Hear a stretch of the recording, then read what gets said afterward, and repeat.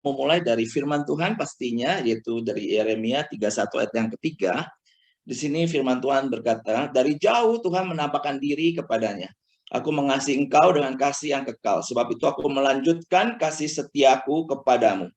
Nah, ada satu sedikit perbedaan dalam bahasa Inggrisnya, yaitu dikatakan, the Lord appeared to us in the past, saying, I have loved you with an everlasting love, I have drawn you with unfailing kindness. Nah, perbedaannya itu yang saya kasih warna itu kuning ya. Jadi kalau dalam bahasa Indonesia seperti seolah-olah dari jauh itu adalah perbedaan jarak. Ya, misalnya saya di Bandung sekarang, teman-teman semua ada di Jakarta, lumayan jauh ya kita ya. Tetapi bukan ini maksudnya. Kalau kita melihat ke dalam bahasa Inggrisnya, itu kata jauh itu adalah in the past. Jadi ini adalah jarak dari segi waktu ya. Ini ingin menyatakan bahwa dari sejak dahulu kala ya, dari sejak dahulu kala Tuhan menampakkan diri kepadanya, aku mengasihi engkau dengan kasih yang kekal, sebab itu aku melanjutkan kasih setiaku kepadamu. Artinya berganti ratusan musim, berganti puluhan bulan, tahun, ya, dari satu dekade, dua dekade, tiga dekade dalam hitungan hari-hari manusia. Tetapi kata kekal di situ artinya begitu Tuhan mencintai kita, maka tidak ada sesuatu pun yang bisa menggagalkan akan cinta kasih Tuhan. Selama-lamanya sampai selama-lamanya Tuhan mengasihi, maka dikatakan ada kasih yang kekal, everlasting love. Lalu I have drawn you, aku menarik engkau ke dalam unfailing kindness, ke dalam kebaikan yang tidak bisa digagalkan oleh apapun.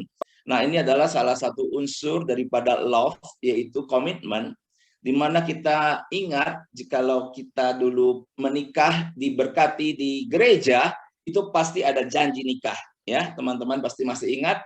Dalam bahasa Inggrisnya, yes I do, ya saya bersedia. Bersedia apa? Bersedia untuk bersama engkau, ya aku mengambil engkau sebagai istriku, Liana, nama istri saya Liana ya, dan mengasihi engkau dalam keadaan baik, tidak baik, sehat, sakit, bahagia, tidak bahagia, dalam keadaan apapun, sampai kapan? Sampai maut itu memisahkan kita. Nah, ini satu karakter daripada cinta yang luar biasa, yang kita kenapa berani berjanji seperti ini karena ada contohnya, yaitu Tuhan kita sendiri.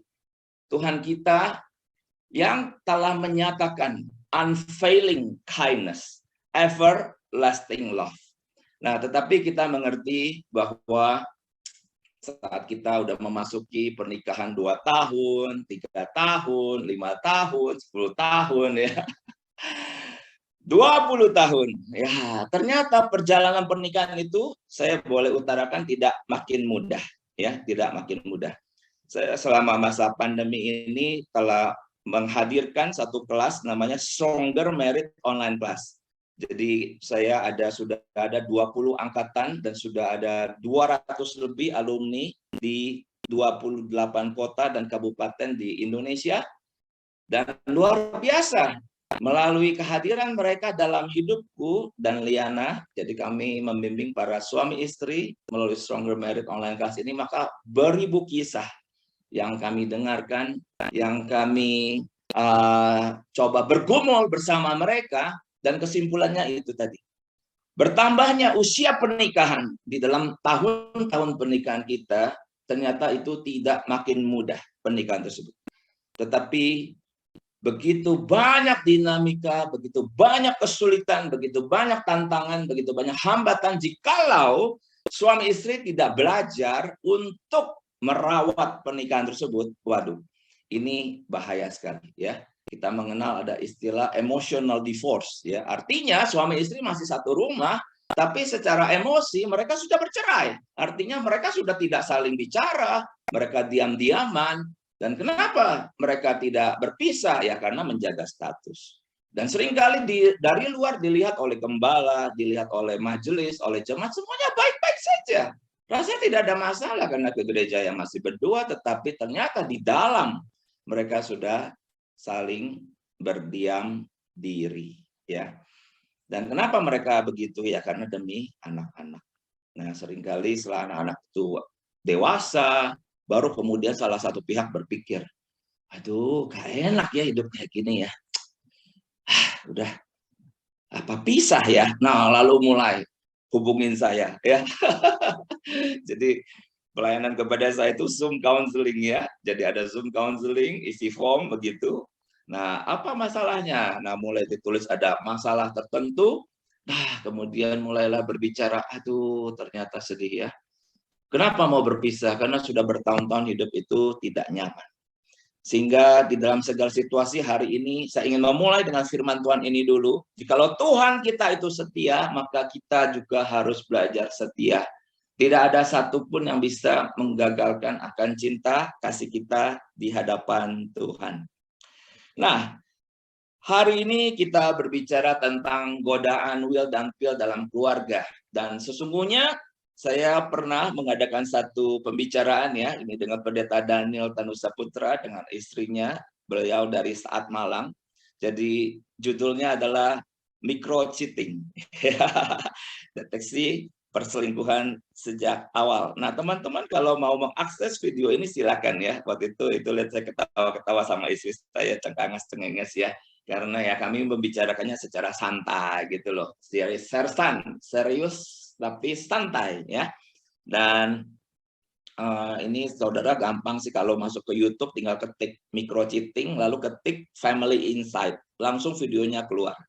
Jadi teman-teman, saya mau perkenalkan Family Insight adalah satu YouTube channel yang saya secara konsisten seminggu sekali itu paling tidak ada 2 video yang saya upload.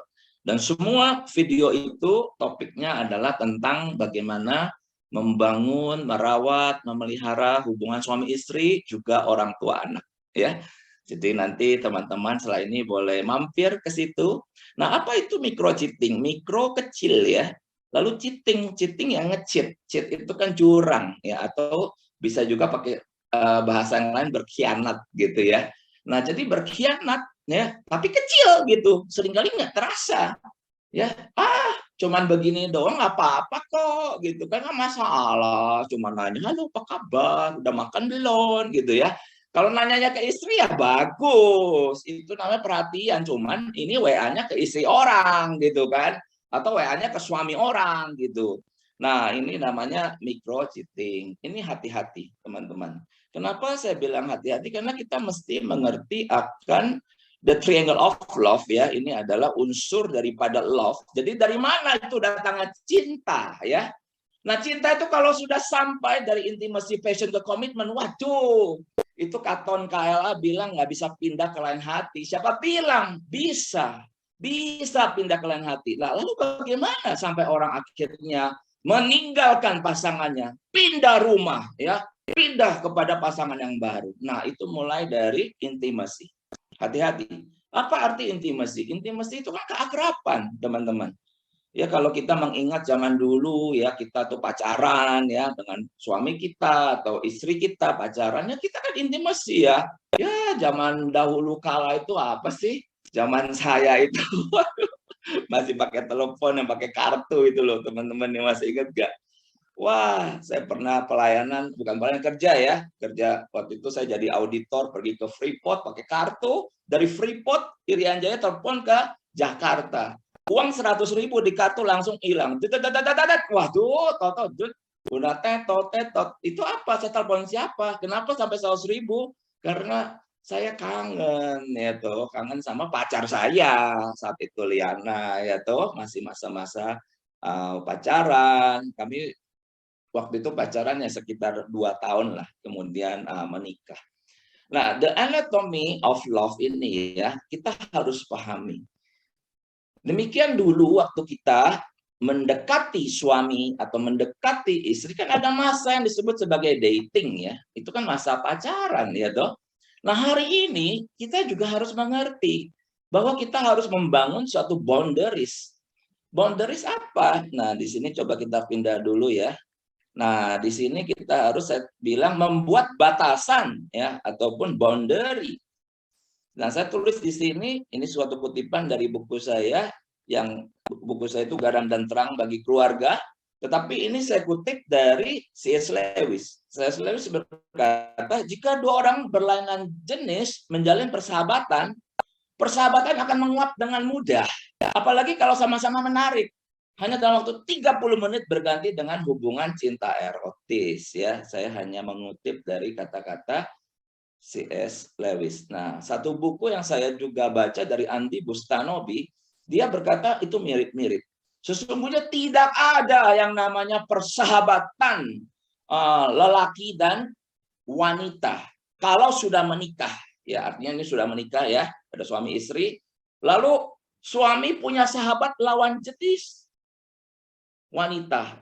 Itu sesungguhnya dibilang tidak ada seperti itu karena akan segera berganti dengan keintiman yang menjurus akhirnya kepada passion. Passion adalah suatu gairah ya, karena ketertarikan yang sifatnya seksual dan akhirnya bisa terjadi yaitu perselingkuhan.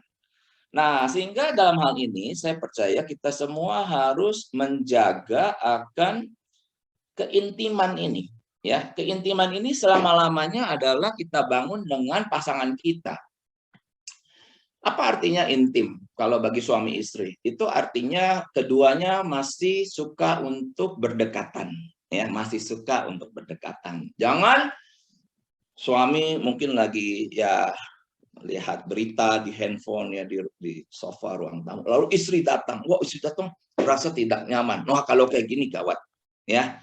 Itu artinya sudah tidak ada intimasi. Nah, sedangkan kalau intimasi itu artinya waktu pasangan datang kita senang. Jadi seperti masa pacaran dulu. Kalau ketemu itu happy, tapi kalau berpisah itu nelangsa. Ya. Saya berharap sekarang ini teman-teman suami istri tetap bisa merasakan itu ya dengan pasangannya. Nah, tetapi rupanya jikalau suami istri itu ada masalah dalam hubungan suami istri, antara mereka itu terlalu banyak masalah, mereka konflik, sama-sama merasa benar, saling diam-diaman, tahu-tahu di kantor kah, di tempat pelayanan kah, di mana saja itu ya, memang setan kerja 24 jam itu. Nah, tahu-tahu ada yang perhatian sama kita. Nah, kenapa sih itu bisa perhatian? Ya ini, dasar ketertarikan. Saya tulis ada beberapa di sini ya, yang bisa menjadi pintu masuk dari orang-orang itu loh. Dia di kantor kah, ya di gereja kah, ya di mana saja. Dia tertarik kepada kita mulai WA ya. Kenapa dia tertarik ya? Mungkin karena appearance ya, penampilan kita itu kan juga tidak jelek-jelek amit kan gitu ya. Memang bahaya ya. Kalau suami ganteng itu banyak yang naksir, itu repot. Demikian juga istri cantik gitu ya. Seperti pedang bermata dua itu. Senang dapat istri cantik, tetapi di sisi yang lain, waduh, banyak juga nih buaya darat yang mungkin ya diam-diam mengintip begitu kan. Nah, kalau hubungan suami istri buruk, waduh ini mudah sekali masuk melalui microchipping tadi. Jadi dasar ketertarikan apa? Ada penampilan, appearance, ada kesamaan, similarity, ya kan? Kok kamu sama aku, kita sama-sama suka makan mie ya? Wah. Lalu, gimana mie yang di situ enak nggak? Enak loh. Aku baru, kita minggu depan makan lagi yuk. Wah, itu microchipping ya. Sudah intimacy, artinya sudah seperti ada keinginan untuk berdekatan ya. Lalu ada complementary, saling melengkapi, waktu ngobrol gitu. Aduh kok kita cocok ya, aku tuh begini, kamu tuh begitu. Ya ampun, buset ya. Kemudian kenapa tertarik? Karena prestasi. Ya, kalau Anda sudah manajer, sudah direktur, banyak yang tertarik. Iya, hati-hati tuh. Kalau Anda turun dari mobil yang wah keren, wah banyak tertarik ya. Karena orang-orang kayak lelaki setelah dia lewat 25, 30, kalau dia karirnya bagus kan dia berprestasi. Hebat. Wah, luar biasa. Nah, sementara istrinya gimana di rumah? Bau bawang ya, pakai daster sama gulungan rambut. Wah, repot ini ya. Maka dalam buku saya Garam dan Terang Bagi Keluarga, garam terang G yang terakhir itu adalah growing personally. Ya, kalau suami bertumbuh, karirnya naik, istri tidak boleh mandek. Ya, istri mungkin ada selain membesarkan anak, ya, itu juga mungkin ada hobi yang dia kerjakan. Artinya istri juga harus bertumbuh ya, supaya itu ketertarikan selalu ada. Nah, yang paling cilaka kan ini nomor 5, kedekatan. Maksudnya apa dekat? Ya iyalah di kantor, dia selalu sebelah kita. Wah, tiap hari berdekatan, cium bau parfumnya. Wah, wangi juga ya ini kan. Waduh, lirik, waduh kok cantik ya. Lalu orangnya ramah ya kan. Waduh, ini repot, bisa tertarik. Nah, kalau tertarik itu kan akhirnya intimasi adalah suatu dorongan, ketertarikan itu membuat kita ingin dekat. Nah, bagaimana sih hari ini ingin dekat? Hari ini orang bisa jauh tapi dekat. Iya, ini depan ada istrinya. WA-nya sama cewek lain. Iya, itu kan, ngerti maksudnya ya. Jadi secara fisikal dekat sama pasangannya, tapi WA-nya, halo, kamu gimana? Udah makan belum? Ya, oh, aku lagi makan, dipotret makan. Jebret. Aku juga makan di sana potret. Wah, ketawa-ketawa sendiri ya. Yang suka ketawa-ketawa sendiri lihat handphone tuh hati-hati itu ya. Nah, itu kenapa itu? Nanti kalau istri, kamu kenapa ketawa-ketawa sendiri? Wah, nggak ada, nggak apa-apa. Dia lagi lihat yang lucu-lucu nih komedi ya. Lalu handphone di blokade, passwordnya sampai begitu susah. Suami istri nggak boleh pasang password di handphone. Ingat ya, kalau pasang password karena demi alasan keamanan harus tahu kodenya. Ya, ini pesan saya. Ini handphone saya ada kodenya, tapi istriku tahu. Ya, aku taruh di mana saja, dia kapanpun bisa akses. Demikian pula istriku. Nah, kalau suami atau istri suami mau buka ya handphone. Ini apa sih? Bagaimana bukanya? Lalu rahasia-rahasia, oh, janganlah apa. Demikian juga anak-anak kita. Ya, anak-anak kita punya handphone itu passwordnya kita harus bisa akses. Karena khawatir kalau tidak bisa diakses, tahu-tahu dia masuk ke situs-situs yang tidak benar ya, situs-situs pornografi kah atau apa. Makanya dia pakai password yang mungkin berlapis. Waduh. Intinya seorang laki-laki meninggalkan ayah dan ibunya, bersatu dengan istrinya, menjadi satu daging, keduanya telanjang dan tidak merasa malu. Iya dong, keduanya telanjang. Telanjang apa ya? Secara fisikal kita tahu kita dikaruniakan hubungan seks yang adalah karunia Tuhan. Puji Tuhan, telanjang tidak merasa malu. Tetapi dalam banyak hal kita harus terbuka. Keuangan harus terbuka. Kita punya kerohanian harus kita bukakan. Maka bisa berdiskusi tentang khotbah. Pikiran kita bisa bukakan, bertukar pikiran. Emosi kita juga saat kita merasa sedih, merasa senang. Kita bisa terbuka, kita telanjang emosi kita. Sampai dari kerohanian, pikiran, dan emosi, maka akan lahir satu kehendak, itu satu kesatuan. Satu message bagi anak-anak kita. Anak-anak itu tidak boleh melihat orang tua itu, papa kok begini, mama kok begitu. Ya, kalau kayak gitu repot ya. Nah, sehingga kita mengerti, sekali lagi teman-teman, the triangle of love ini ya, dari Paul Steinberg, dari Harvard University, maka dia menyatakan love itu datang dari mana? Itu tadi, intimacy. Maka kita harus taruh border ya. Saya dalam pelayanan saya juga berhadapan dengan wanita, maka saya mengerti ada border yang harus dijaga ya. Saya pernah sebagai hamba Tuhan di satu gereja itu sebagai hamba Tuhan pemuda. Nah, kalau hamba Tuhan pemuda, ini tangan nggak boleh nepok-nepok ya. Gitu. Kalau saya tepok anak cowok, ya anak cowok saya tepok-tepok, tapi anak cewek nggak boleh. Ya, anak-anak cewek, tepok-tepok pundaknya, ya apa, nggak boleh, itu border, sama sekali nggak boleh. Jadi kita membatasi. Pernah terjadi komunikasi di gereja, anak cewek mendekat ke saya pasang body language saya mundur, gitu. Ya jangan dia maju, kita ikut maju, wah ini repot ya, secara body language kok jadi begitu. Nah, kemudian kita taruh batasan-batasan seperti itu. Nah, hari ini, bagaimana mengatasi godaan pil dan will? Ya, kita ngerti. Love itu masuk melalui keintiman. Keintiman itu dibangun melalui komunikasi. Dan komunikasi awalnya biasa saja. Cuma nanya, kamu gimana? Ada di mana? Udah makan belum? Lagi ngapain? Gitu kan.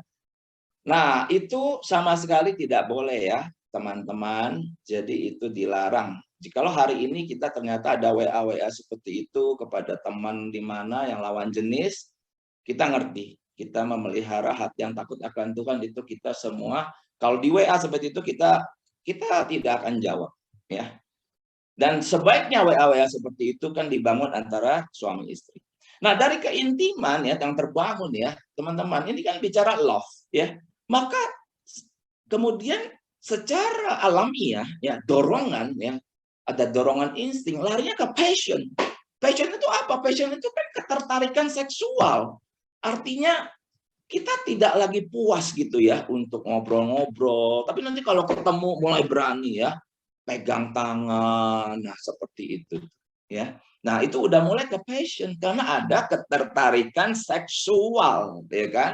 Dia cantik, dia juga mau kita ajak pergi makan, misalnya kita ganteng gitu kan. Dan ini istri orang ataupun dia single atau apa, tapi kita ini udah suami orang. Nah, itu kemudian terjadi tidak pernah dalam semalam, itu terjadi pelan-pelan ya. Kita rasanya aduh, ada seperti dorongan yang kuat sekali. Kalau kita tuh memang sudah akrab, sudah WA gitu, ada dorongan buat nanti kalau ketemu pengen megang gitu. Nah, ini pengen megang, pengen mengelus ya, bahkan memeluk ya nggak apa-apa lah. Apa dia mungkin lagi ribut sama suaminya, lagi sedih ya, tenang ya dek. Kamu pasti akan melewati masa ini ya, tenang, jangan sedih ya, sampai tangan tepok-tepok ya, tepok-tepok ya, tepok-tepok sekali, kagak ditolak, besok-besok mulai ngelus. Nah, ini repot. Repot. Jangan bilang, wah gak ada apa-apa kok. Kesian kan lagi sedih kan, kita nggak apa-apa, hibur-hibur. Nggak boleh ya.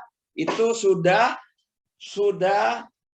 sedikit lagi, aduh, apalagi kalau dia lagi sedih ya, itu waduh, itu iblis kerja 24 jam, nggak pernah libur ya, itu iblis ya.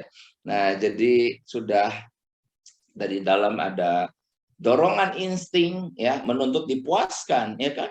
Pengen mungkin nanti memeluk dan seterusnya, itu repot. Jadi hentikan semua cerita yang ujungnya kita tahu yaitu kalau sudah ada passion, wah tapi nanti kalau sudah sampai tertarik ya, dan kemudian makin dekat dari kedua belah pihak juga terasa saling membutuhkan, terlebih masing-masing rumah tangga itu sedang konflik, ini kan tinggal jatuh ke komitmen.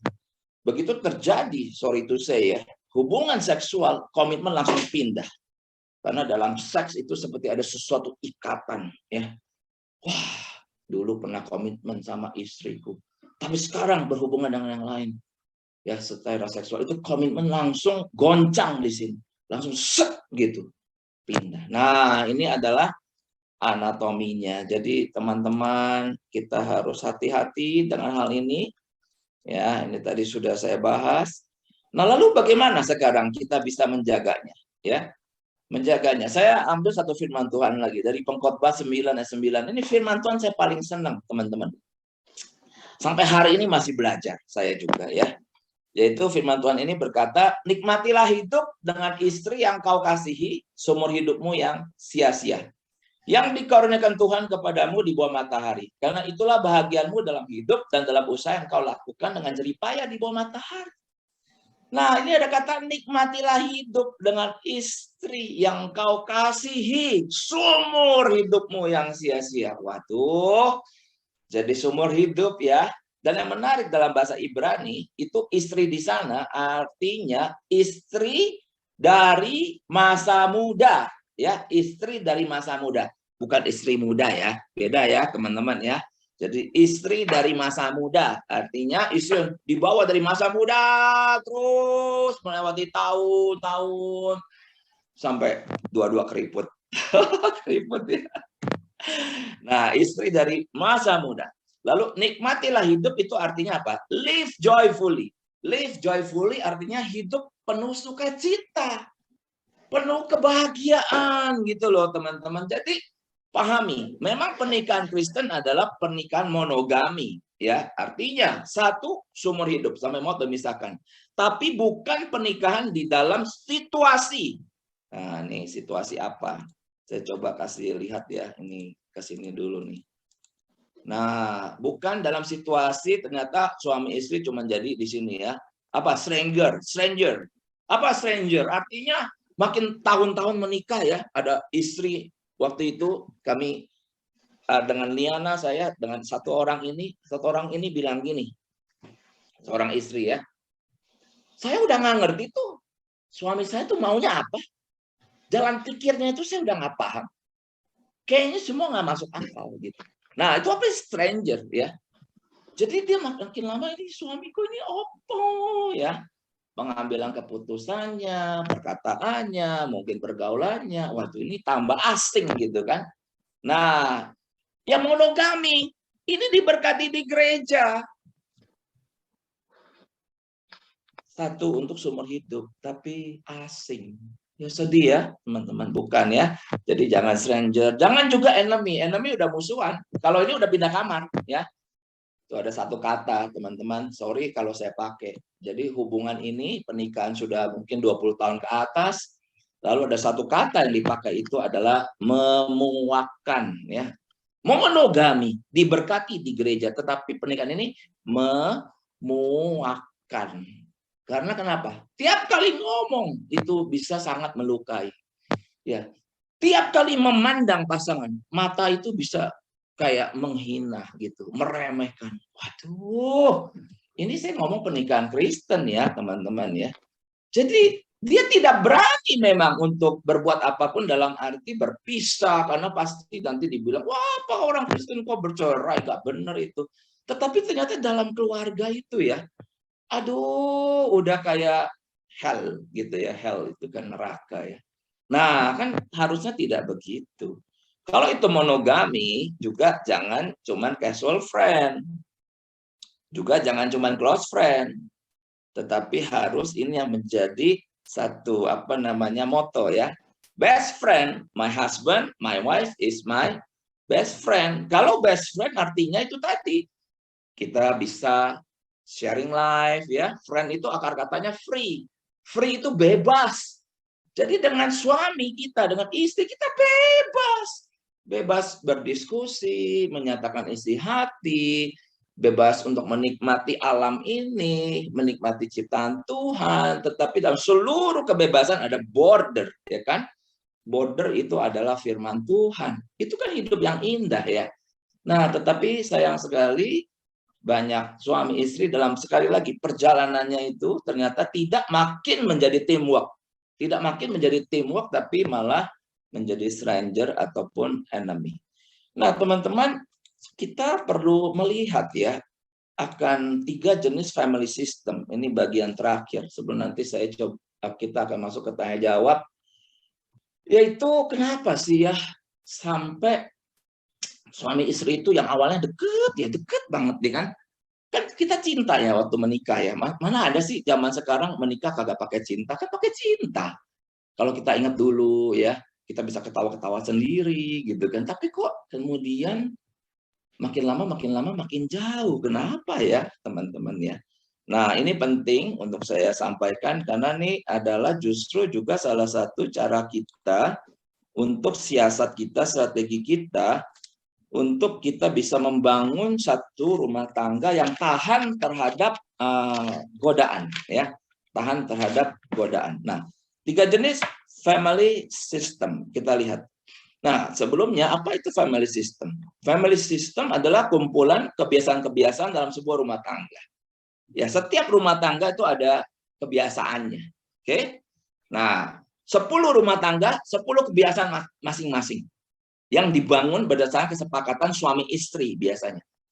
Nah, kalau suami istri ini bukan yang pengatur di dalamnya, tapi mungkin ada kakek, nenek, gitu, itu juga bisa menjadi pengatur ya di dalam sistem. Makanya kenapa suami istri itu harus meninggalkan ayah dan ibu supaya bisa membangun sistem yang baru dalam rumah tangga mereka.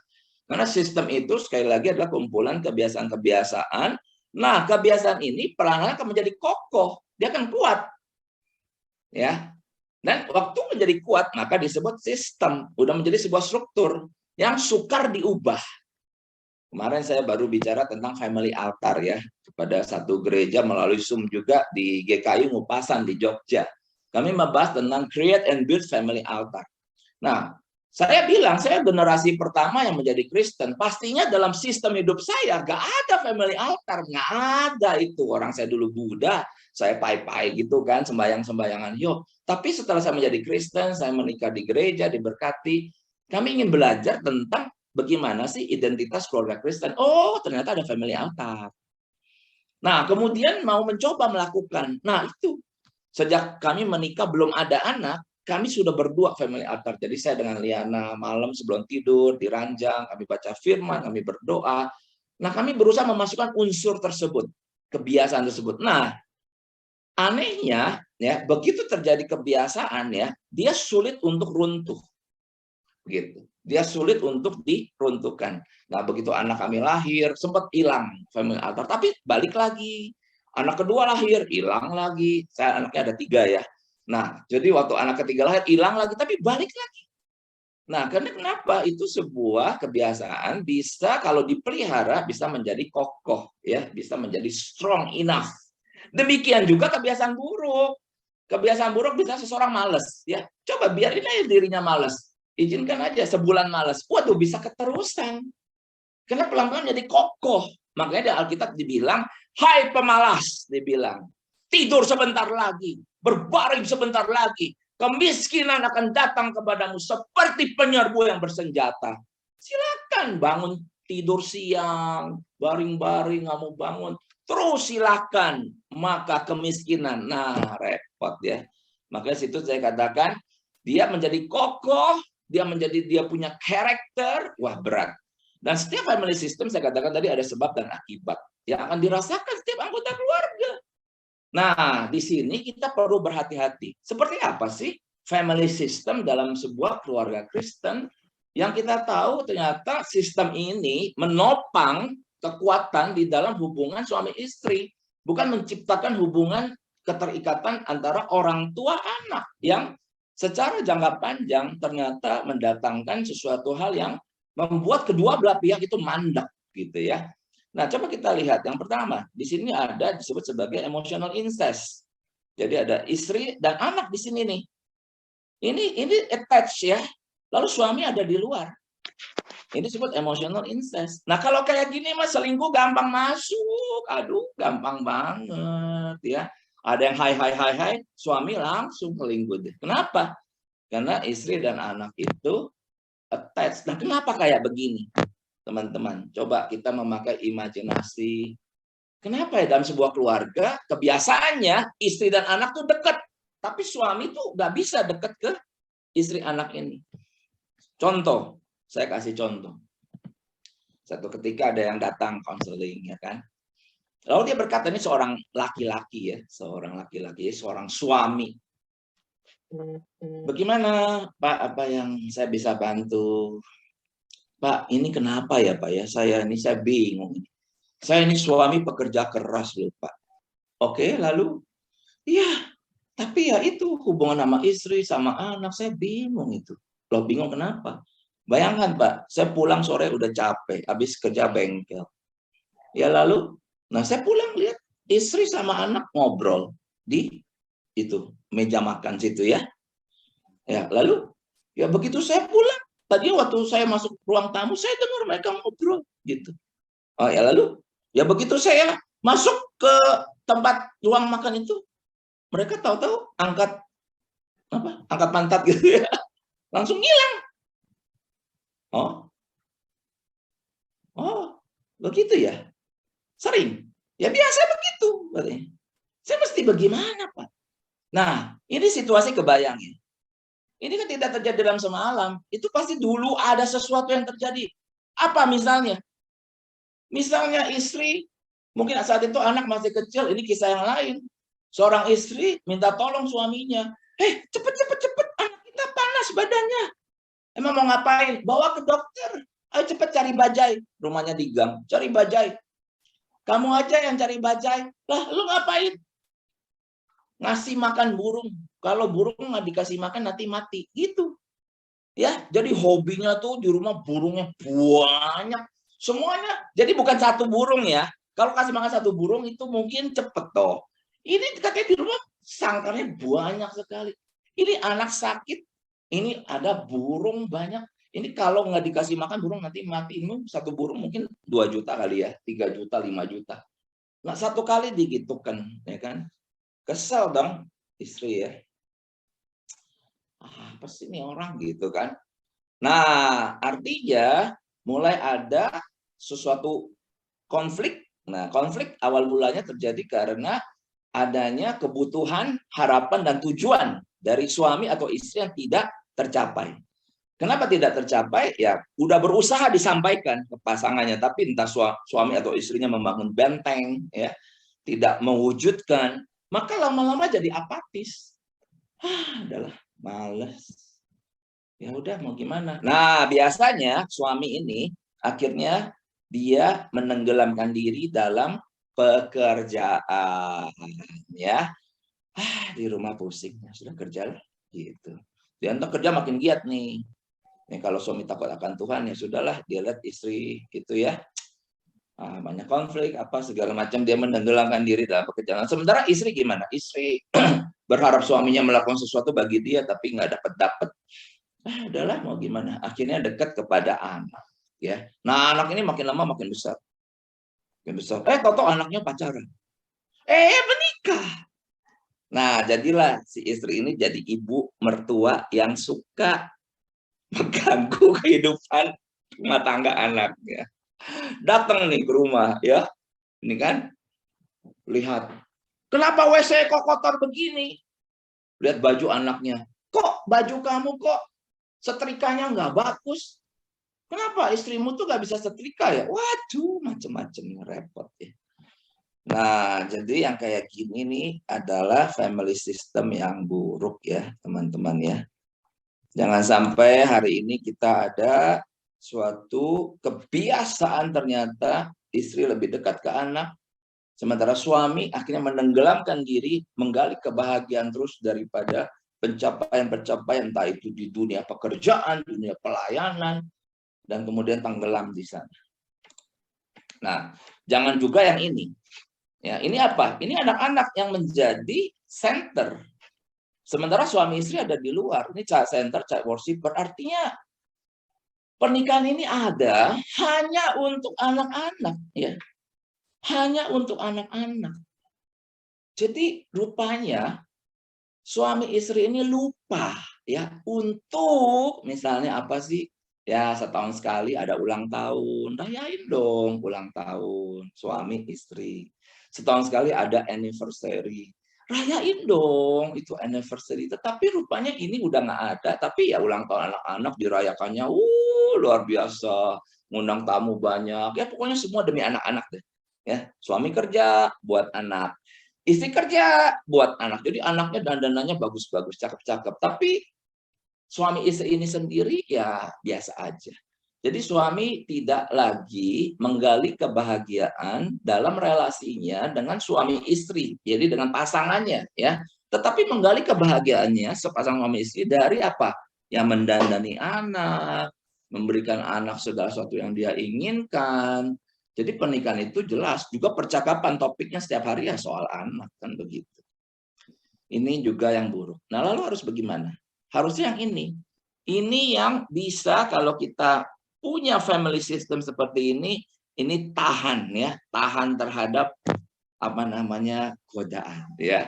Ini saya sebut sebagai husband and wife center. Jadi suami istri yang menjadi center, kemudian anak-anak itu adalah yang ada di luar ikatan suami istri ini, tetapi ini adalah tetap satu keluarga.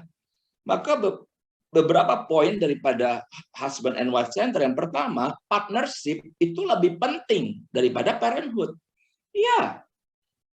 Partnership itu kan artinya suatu janji nikah yang seumur hidup. Kalau seumur hidup itu, saya punya alumni Strong Married ya, waktu ikut ada yang usia pernikahannya tuh 36 tahun. Wah, luar biasa ya. Jadi udah punya cucu dia.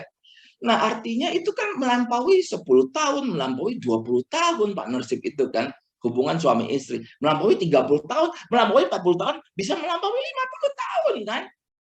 Tetapi kalau parenthood menjadi orang tua itu kan cuman ya sebenarnya saat anak itu masih di rumah ya. Dan anak itu mendekati kedewasaan kan usia 18. Nah, selama masih di rumah, memang peran orang tua masih kuat. Tetapi saat anak itu nanti sudah menikah, kan dia membangun rumah tangga sendiri. Jadi, parenthood itu menjadi parent kan ada batasan waktu. Kita statusnya tetap orang tua sampai kapanpun, tapi fungsi kita akan sangat berkurang kan saat anak itu sudah dewasa. Sedangkan peranan suami dan istri itu kan peranan yang harus dijalankan seumur hidup. Suami jadi kepala, istri jadi penolong yang sepadan. Tidak ada itu fungsinya tahu-tahu menjadi berkurang di tahun keberapa. Tidak.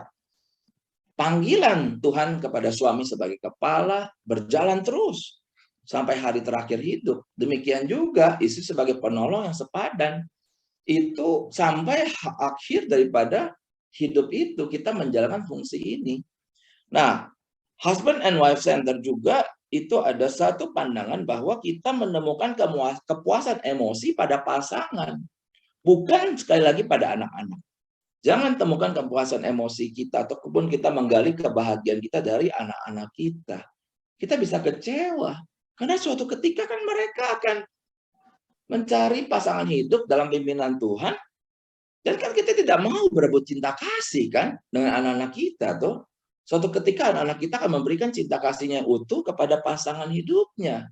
Hari ini dia cintai kita, cintai dia cintai kita. Tapi sekali lagi kan ada batasan waktu. Nah, oleh karena itu kita senantiasa menjaga keseimbangan ini. Ya, artinya selama-lamanya sampai selama-lamanya kepuasan emosi saya pertama itu saya dapatkan dari Tuhan. Jadi ada dua hubungan yang harus kita rawat seumur hidup. Dua itu apa? My private intimacy with my Lord Jesus Christ. Itu yang pertama. Seumur hidup saya pelihara. Yang kedua, ya hubungan suami istri. Iya. Hubungan kedua yang saya harus prioritaskan itu hubungan suami istri. Gak ada yang lain. Ya. Jadi dua itu, kalau dua itu dipelihara kuat, anak-anak itu akan besar dalam rumah tangga yang sehat. Ya, karena dia melihat papa mamanya bisa ribut, tapi besok bisa baikan. Karena papa mamanya takut akan Tuhan dan memelihara hubungan mereka, begitu kan? Dan juga partnership lebih penting daripada parenthood. Kenapa hubungan suami istri ini? Karena kita tahu pernikahan orang tua itulah menjadi modal bagi anak-anak di masa depan untuk mereka membangun pernikahan mereka. Maksudnya apa? Maksudnya begini.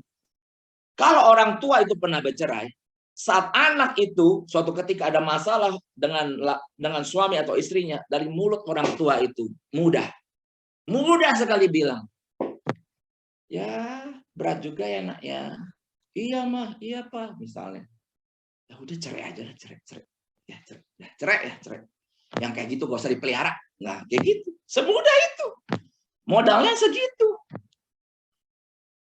ya modalnya segitu. Nggak punya modal yang lain.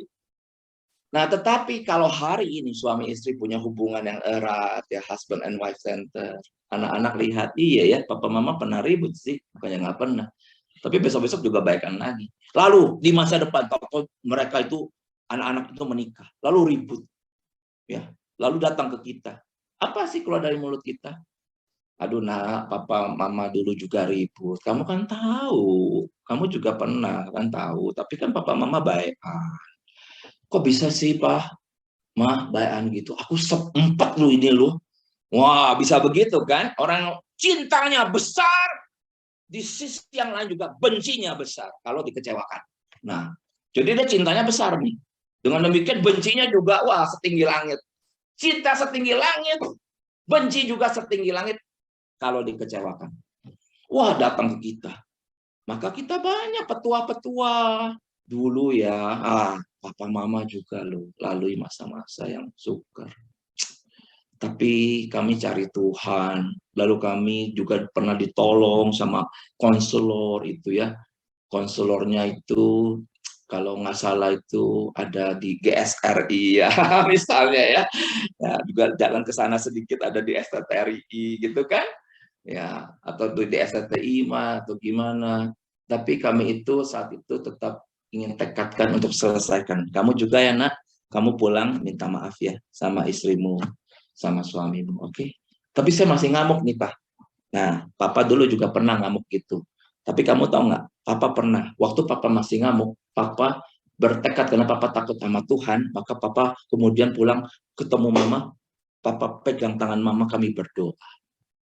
Nah, kamu masih ada takut sama Tuhan nggak, Nak? Takut, Pak. Ya sudahlah, kamu pulang ya. Kamu doa ya. Kamu masih kesel pasti, tapi doa itu bisa melunturkan semua emosi negatif. Percaya deh, Papa pernah ngalamin. Kamu cobain ya sekarang ya, Nak ya. Gitu ya. Jadi keteladanan daripada pernikahan orang tua itu menjadi kekuatan bagi pernikahan masa depan anak-anak. Nah, ini beberapa hal tentang husband and wife center yang saya percaya akhirnya apa sih kesimpulannya? Itu di sini ya. Kalau kita bisa membentengi akan pernikahan kita, maka kita akhirnya punya moto ini. My husband is my best friend. My wife is my best friend.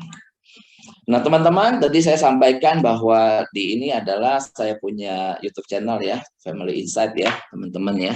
Di sini ada satu perkataan sahabat bagi pernikahan Anda. Yes, saya tuh kerjaannya tiap hari ya mikirin tentang pernikahan, konselingin orang, kami juga mementor banyak sekali suami istri yang hari ini datang kepada kami secara kelas privat. Ya, jadi kelas privat bukan kelas ini, bukan mafia ya, matematika, fisika, kimia saja ya, bukan ya. Jadi kalau teman-teman punya pergumulan tentang pernikahan juga bisa mendaftar dalam Stronger Marriage Online Class. Nah, dalam salah satu video, bagaimana caranya supaya my husband is my best friend, my wife is my best friend ya teman-teman ya. Maka ini ada satu video, nanti teman-teman bisa ketik juga. Dating seminggu sekali dong. Ya, jadi dating itu artinya meluangkan waktu ya suami istri seminggu sekali dalam satu waktu yang terencana, bukan waktu yang instinktual, tetapi waktu yang well planned. Ya, bisa setelah pulang gereja. Maka ya kalau anak masih kecil taruh tuh di tempat bermain ya. Jadi jangan ikutan. Jadi ini hanya berdua nih suami istri. Nah, ini gambarnya ada saya sama Liana ya. Dating seminggu sekali dong. Nah, di waktu yang prima tersebut kita mengundang Tuhan, lalu kita mengupdate perasaan kita, pikiran kita, permasalahan. Saya sebut itu sebagai memetakan masalah. Nanti teman-teman lebih dalamnya tentang kiat-kiat dating yang sehat boleh ya akses ke sini. Nah, kemudian kemarin itu saya ada tawarkan tentang buku Stronger Marriage. Ini adalah buku saya yang kelima ya, buku saya yang kelima, The Journey Begins. Di sini ada rahasia untuk mengokohkan pernikahan. Nah, kepada teman-teman yang mungkin mau akan buku ini, saya percaya sekali orang-orang Kristen tuh harus membaca buku ya. Sampai hari ini saya juga masih baca buku nih. Ini buku yang saya baca nih ya. Ini saya baca buku ini. Lalu saya juga lagi baca buku ini ya. Saya juga bulan yang lalu baca buku ini. Saya percaya setiap orang Kristen harus membaca buku sebagai satu bentuk kita mempertanggungjawabkan kualitas kita sebagai anak Tuhan begitu.